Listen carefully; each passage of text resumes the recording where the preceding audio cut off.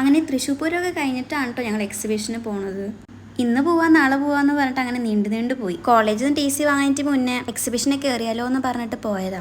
അതല്ലെങ്കിലും plan ചെയ്ത കാര്യങ്ങളൊന്നും നടക്കില്ലല്ലോ. നമ്മൾ അൺഎക്സ്പെക്റ്റഡ് ആയിട്ട് എന്ത് കാര്യങ്ങൾ തീരുമാനിക്കണം അതാവും ചിലപ്പോൾ ആദ്യം നടക്കുക. അങ്ങനെ എത്ര കാര്യങ്ങൾ പ്ലാൻ ചെയ്ത് വെച്ചിട്ടുണ്ടെന്നാണ്, പക്ഷെ ഒന്നും നടന്നിട്ടില്ല. ഒരു റീൽസ് പോലും ഇന്നെടുക്കാം നാടെടുക്കാം അപ്പെടുക്കാന്ന് പറഞ്ഞിട്ട് അതുപോലും ഞങ്ങൾ ചെയ്തിട്ട്. നിങ്ങളുടെ ഇടയിലും കാണില്ല ഇതുപോലത്തെ ഫ്രണ്ട്സ്? ഈ ഒടുക്കത്തെ ചൂട് കാരണം എങ്ങനെയും പുറത്തേക്ക് ഇറങ്ങിയാൽ മതി, നടന്നിട്ടും തീരുന്നുണ്ടായിരുന്നില്ല. അപ്പോഴാണ് എനിക്കുള്ള അടുത്തൊരു പണി.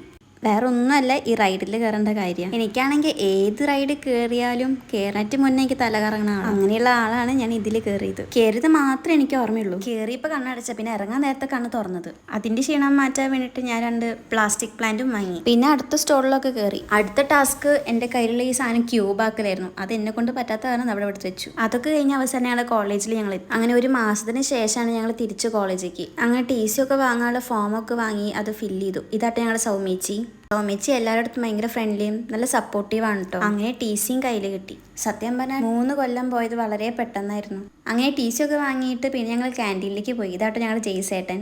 പിന്നെ പതിവ് പോലെ ലാസ്റ്റ് പരിപാടി ഫുഡ് അടിക്കലാണല്ലോ. അങ്ങനെ ഞങ്ങൾ എല്ലാവരും കൂടി ഫുഡ് അടിക്കാൻ പോയി. തോംസൺ കാസയിലേക്കാണ് കേട്ടോ ഞങ്ങൾ എല്ലാവരും ഫുഡ് കഴിക്കാൻ പോയത്. ഇവിടുത്തെ ആംബിയൻസ് അടിപൊളിയാണ് കേട്ടോ. അതുപോലെ തന്നെ ഫുഡും. തൃശ്ശൂർക്കാർക്ക് അറിയാത്തായിട്ട് ഉണ്ടാവില്ല തോംസൺ കാസ. പുറത്തത്തെ പോലെ തന്നെ അകത്ത് നല്ല ആംബിയൻസ് ആണ്. അങ്ങനെ ഞങ്ങൾ ഓർഡർ ചെയ്ത ഫുഡും വന്നു.